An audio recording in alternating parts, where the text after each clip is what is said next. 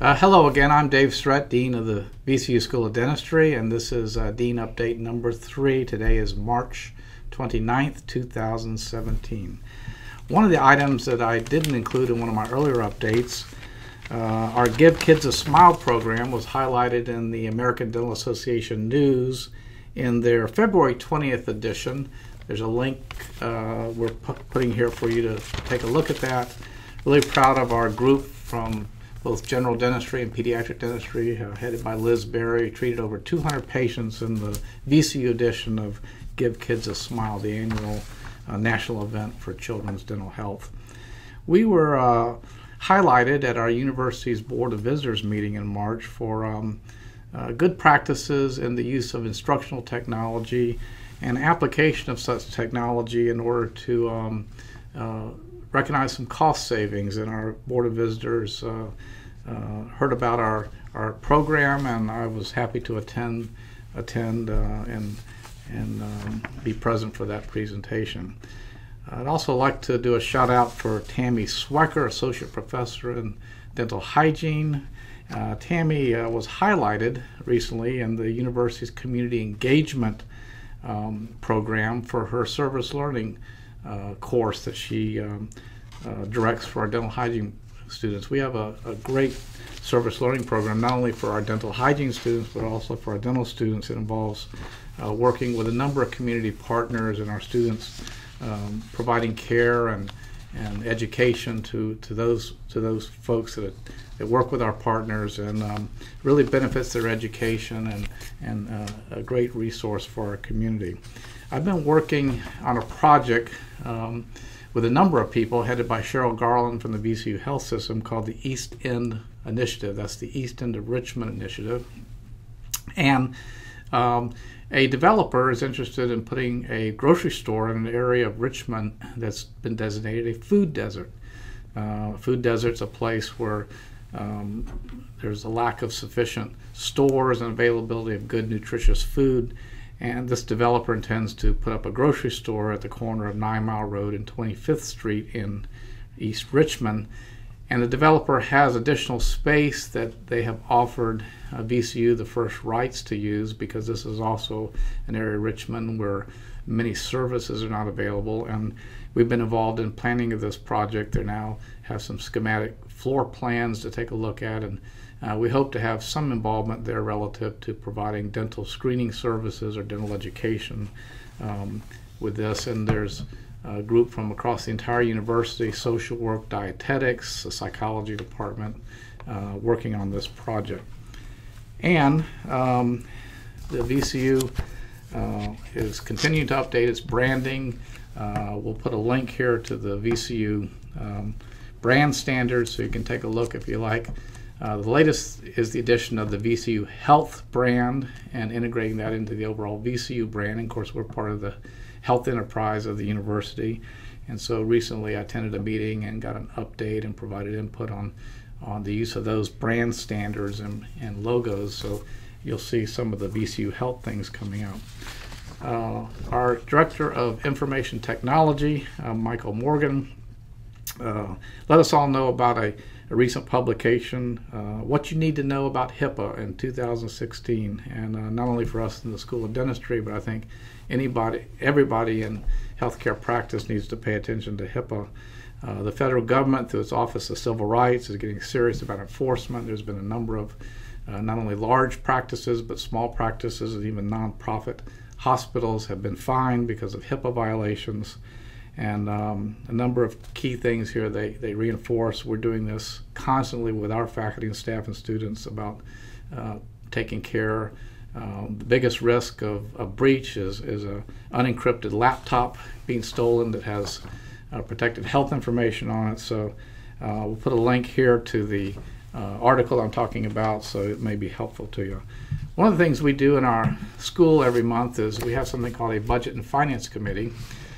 For folks who aren't involved in dental education, you may not think we are too business oriented because we're more thinking about research and academics and teaching, but we do have to run a significant healthcare enterprise, which is our dental clinic operation, and we do that in a very business-like fashion. We have a number of people involved in that, And I just want to share with you some of the data we look at and the types of metrics. This is one of our metric sheets. You see the color coding, the red and the green and the yellow, which indicates good performance, average performance, and then trailing performance. We look at a number of key performance indicators each month, such as number of new patient visits, chair utilization, dental chair utilization, and we track those to help with improving our operations. So there's a significant business operation to running a dental school. In March, or earlier this month, the Board of Visitors of the university also held its annual student social. This is an event where each dean gets to invite a couple students to go with the dean to meet with the Board of Visitors in a social setting. We hear a presentation by the president of the university, Michael Rowell, and the provost, Gail Hackett, as well as our student leaders on each of the campuses of ECU. And I attended that this year with two of our students, one of our junior students, Jennifer Shem, who's in the D 2018 class, and Christina Horton, who's going to be graduating very shortly in the D 2017 class. And I'll put a link there. We got a really kind of nice picture with one of the Board of Visitors members whose daughter is going to be attending dental school next year, and also with one of the student leaders who spoke, who's also in the Guaranteed Admit program for the School of Dentistry. So it's on our Facebook page, and I'll put a link there so you can take a look at that. And I'd also like to do some congratulations here. First off to Sarah Holden, who's in our third year class, dental class, was just awarded an American Association for Dental Research Student Research Fellowship Award at the annual meeting that was held in San Francisco. And this will provide Sarah with additional funds to help support her continued research this year in the School of Dentistry with her mentor, as well as travel funds to attend next year's research meeting and present her work. Really great accomplishment. When you look at some of the other universities that are represented there, it puts us in a really good standing with our student research program.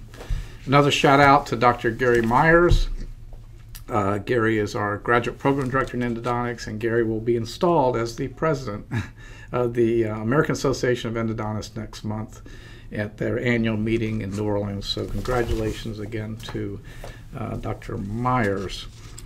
And I have a nice note here that came from the president of the senior class, commending Dr. Richard Archer, our Associate Dean for Clinical Affairs, for his effort and guidance in preparing our students for their licensure board exams. And so it's very nice to get notes like this. We don't always hear these things, and very nice they're recognizing Dr. Archer for his effort.